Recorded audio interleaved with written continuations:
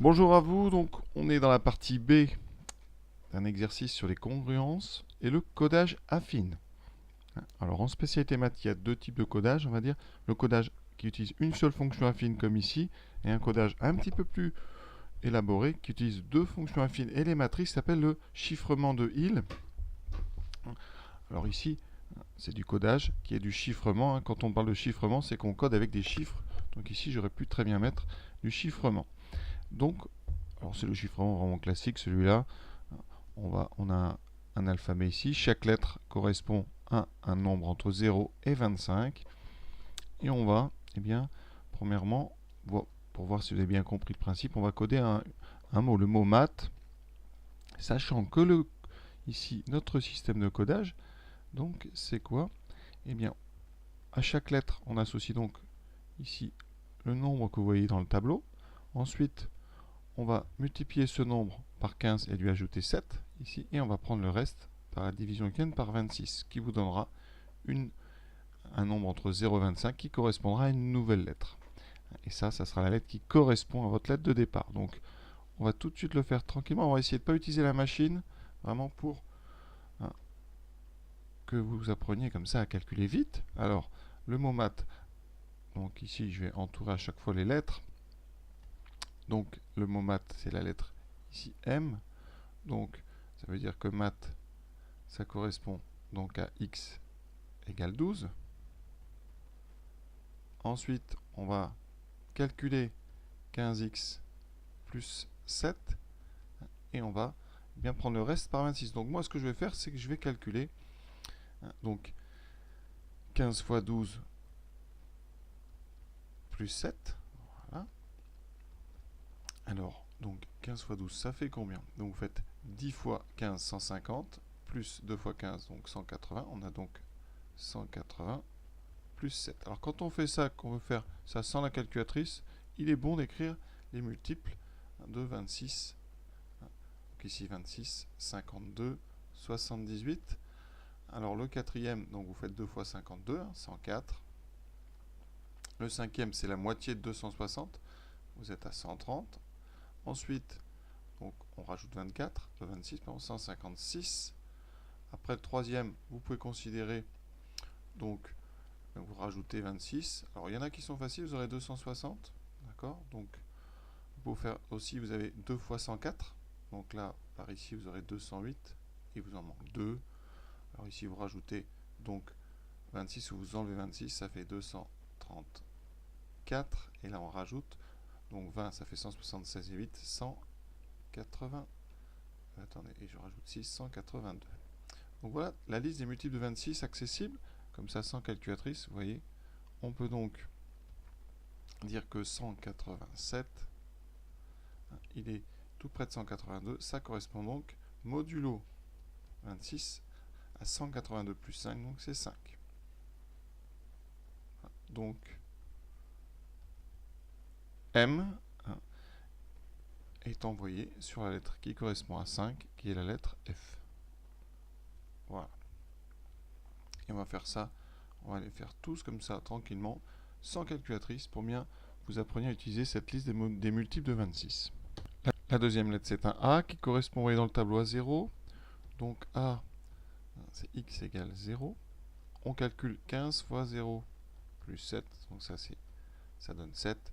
Et donc comme c'est déjà un nombre entre 0 et 25, c'est déjà le y. Donc y égale 7, ce qui nous donne la lettre ici, vous voyez, H.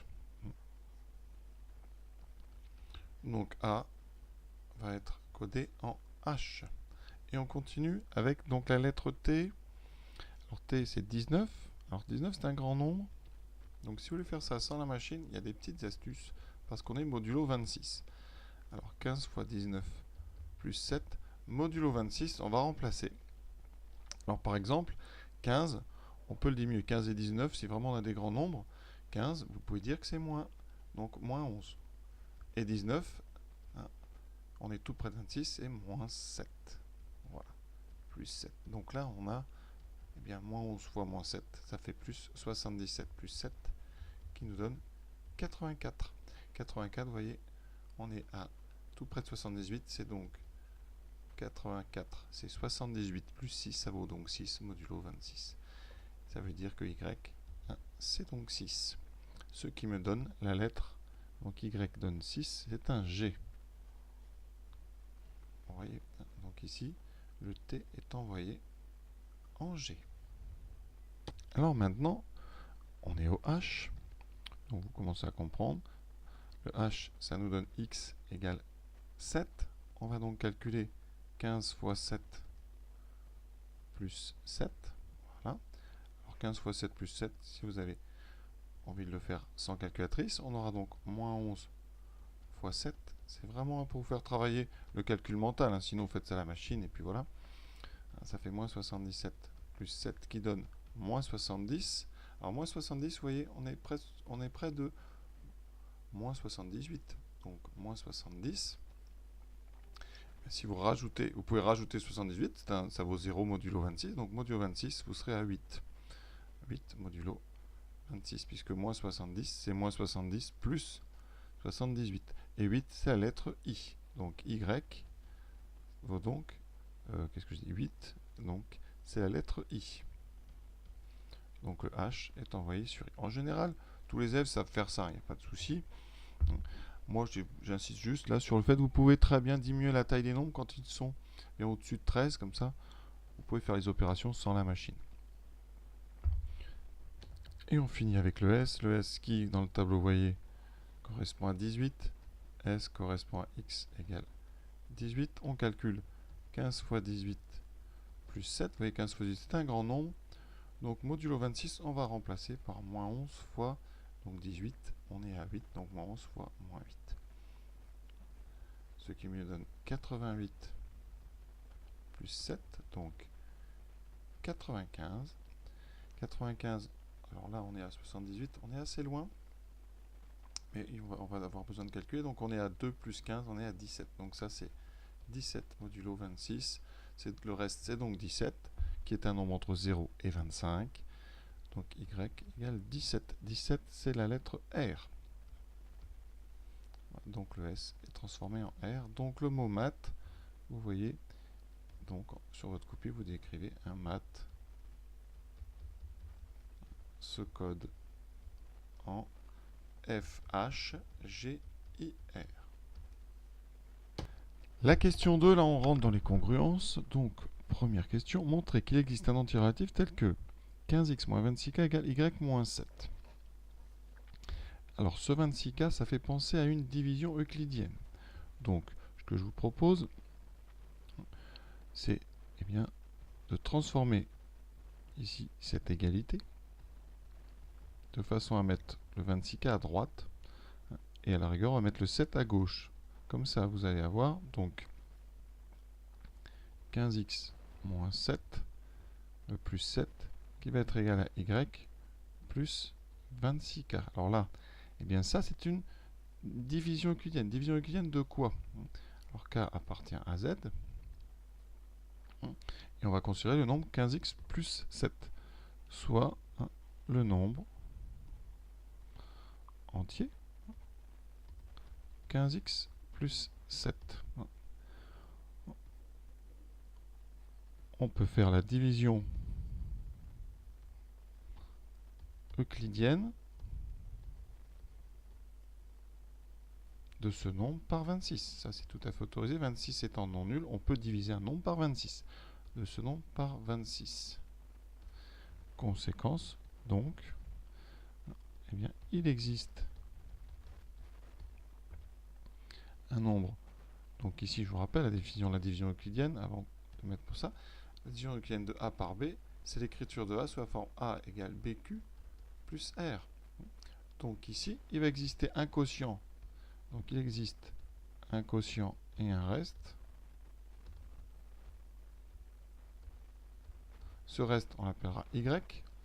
Ce quotient, on va l'appeler donc K.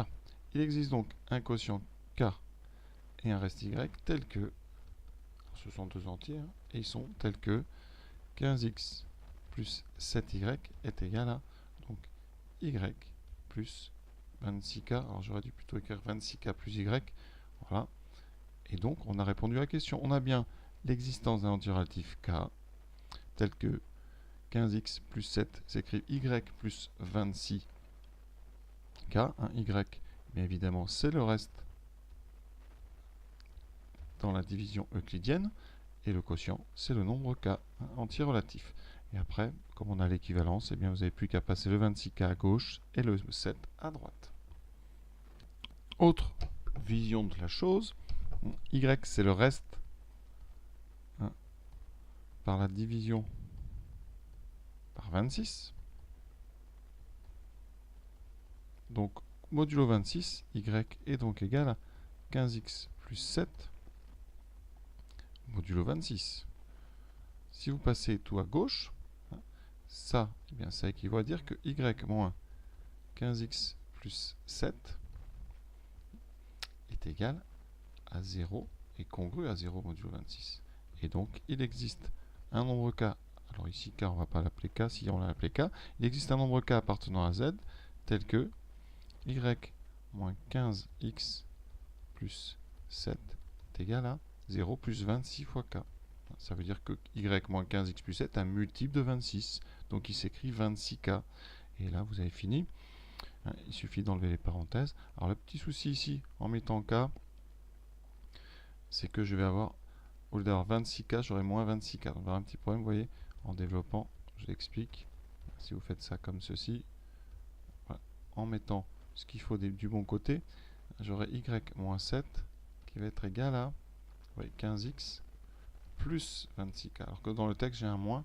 Donc si vous voulez éviter ce petit écueil, ce petit problème, eh bien, au lieu de dire que y moins 15x plus 7 égale 0 modulo 26, tout simplement, vous pouvez dire que 15x plus 7 moins y est égal à 0 modulo 26. Donc vous aurez directement ici eh bien, le moins à la place du plus. Voilà. Sinon, eh bien, vous pouvez faire ce qu'on appelle un changement de variable. Pour ce, ici, au lieu de l'appeler k, vous l'appelez k' au début. Voilà. Et vous posez k égale moins k'. On reste dans les entiers relatifs. Et donc ici, vous aurez moins 26k au lieu de plus 26k'. Donc voilà les différentes façons de faire cette question. Alors une question très simple. On vous demande d'en déduire que x, c'est congru à 7y plus 3 modulo 26. On vient de démontrer une égalité. Donc vous avez tout intérêt. C'est une égalité dans R. Donc on va passer dans un espace modulo 26. Donc en passant modulo 26, on obtient quoi? Alors, au premier abord, on va tout laisser comme ça. On obtient donc 15x moins 26k est congru à y moins 7 modulo 26. Alors vous l'écrivez comme vous voulez, moi je mets toujours les crochets avec le 26. Et là, on va, comme on est sur une copie, on va rédiger un petit peu. Or, qu'est-ce qu'on sait? On sait que 26 est égal à 0 modulo 26. Donc déjà, vous avez tout ce terme qui va disparaître. Il nous reste donc 15x congru à y moins 7 modulo 26. La question que vous devez vous poser, c'est comment faire disparaître ce 15. Voilà. Et on a vu, et ça c'est la première partie du sujet, on avait vu que 15 fois 7, rappelez, moins 26 fois 4 était égal à 1.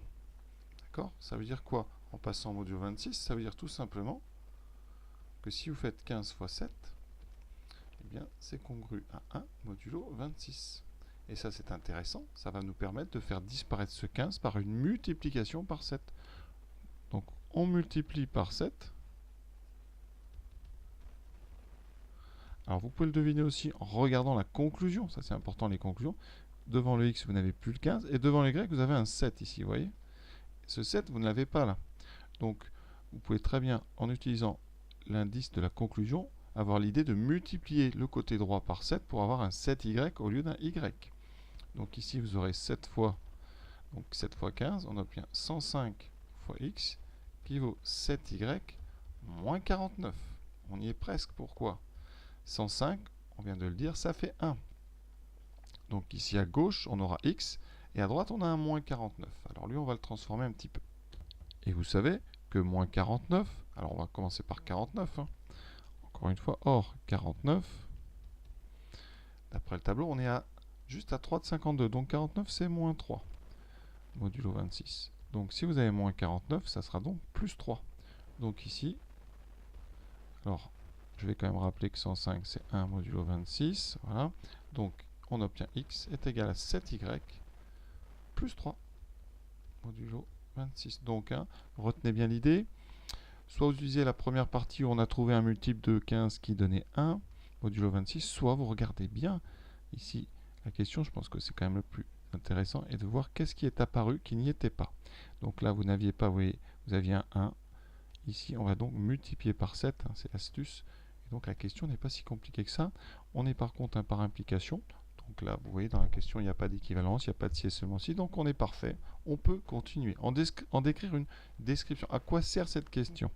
Eh bien, la question qu'on vient de faire, c'est que si on connaît la lettre à décoder, donc si on connaît y, alors x s'obtient, enfin en tout cas x, c'est 7y plus 3 modulo 26. Comme x est un nombre entre 0 et 25, ça veut dire que x, ça sera donc le reste de la division euclidienne de 7y plus 3 modulo 26. Alors, je vous invite à reprendre les mots du texte qui définissaient le codage. Donc, en reprenant les mots du texte, donc ici, on a une lettre à décoder. Donc, première étape, à cette lettre, on associe l'entier y correspondant. Vous voyez, je reprends exactement les mots qui définissaient le système de codage. Deuxième étape, on associe ensuite à ce y un entier x qui est, vous recopiez, le reste de la division euclidienne de, alors l'important, c'est là ça qui change, comme on a 7y plus 3, donc ici de 7y plus 3 par 26. Voilà. Ne restez pas juste sur le modulo, il faut vraiment un reste de division euclidienne, parce qu'un reste, c'est un nombre entre ici 0 et 25, donc ça vous donnera vraiment une lettre dans le tableau. Et ensuite, vous voyez, on associe, je reprends vraiment les mots du texte, on associe donc à x la lettre correspondante. Donc voilà, donc les mots importants ici, c'est de rappeler reste de la division euclidienne de 7y plus 3 par 26, pour bien que vous ayez compris la question précédente. Et je répète une deuxième fois, on ne dit pas juste modulo 26, parce que modulo 26, 0 par exemple, c'est égal à 26, c'est égal à 52. Donc si vous trouviez 7y plus 3 égale 26, ça ne vous donnerait pas de lettre si vous regardez le tableau. Donc il faut vraiment penser à dire le reste de la division euclidienne de 7y plus 3 par 26. Donc simple, vous regardez comment on a défini le système de codage et vous essayez de vous en inspirer pour définir votre système de décodage. Une question facile, c'est utiliser votre système de décodage.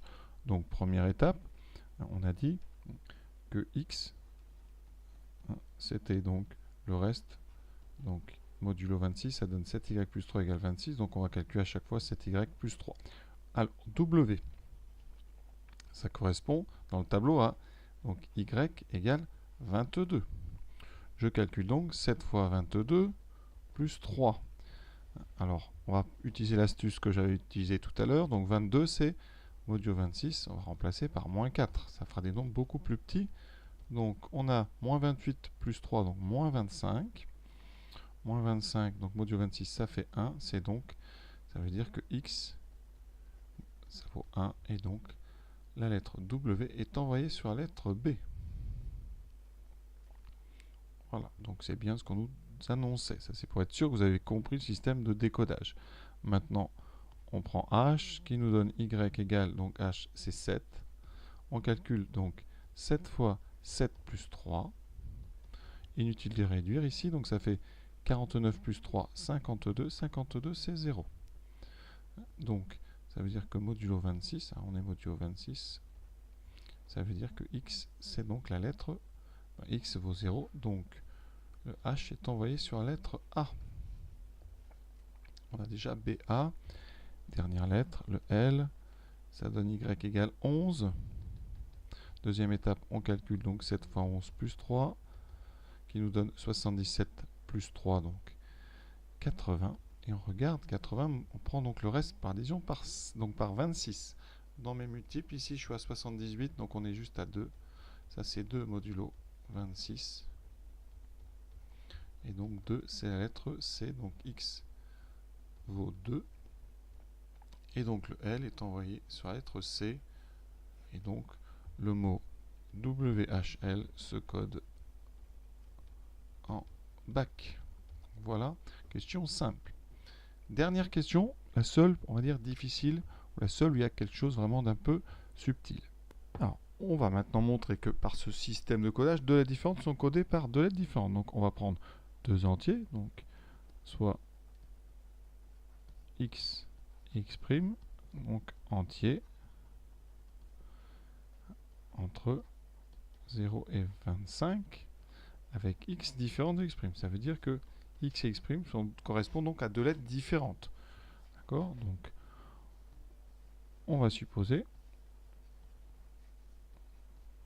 que x et x' se codent avec la même lettre, donc se codent de la même façon.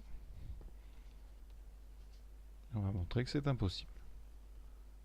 D'accord? Donc on va montrer que si x est différent d'x', alors x et x' ne peuvent pas se coder de la même façon. Donc on va montrer, donc ici on va résoudre. Donc maintenant, résolvons 15x plus 7 congru à 15x' plus 7 modulo 26. Vous voyez, si x et x' se codent de la même façon, ça veut dire que le y et le y' sont les mêmes. Donc on a égalité modulo 26 de ces deux nombres. Alors on va ajouter moins 7 des deux côtés, ça donne 15x égale 15x'. Alors on ne peut pas évidemment diviser par 15, ça n'existe pas dans les espaces avec des modulos. Par contre on peut multiplier, donc on va multiplier par un nombre intéressant, ici ça va être par 7. Pourquoi? On rappelle que 7 fois 15, ça fait 105, et ça fait 1 modulo 26. On l'a déjà rencontré plusieurs fois dans cet exercice.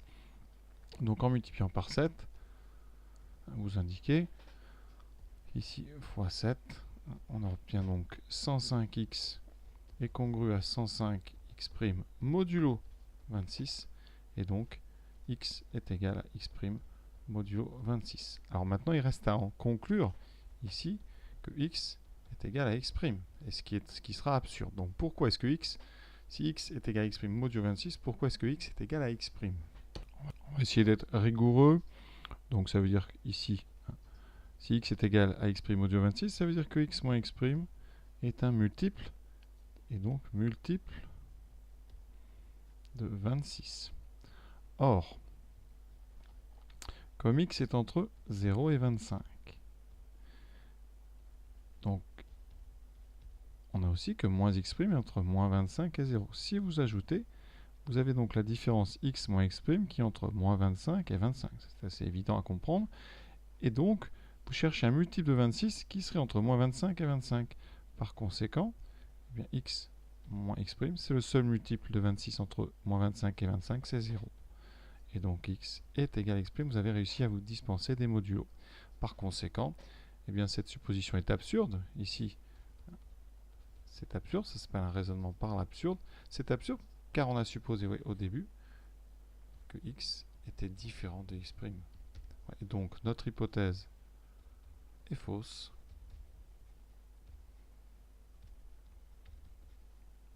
Par conséquent, eh bien, x et x' ne se codent pas de la même façon, donc deux lettres différentes sont bien codées par deux lettres différentes. Voilà, l'exercice est terminé, j'espère que ça vous a plu. Je vous souhaite bonne continuation dans vos révisions, à bientôt.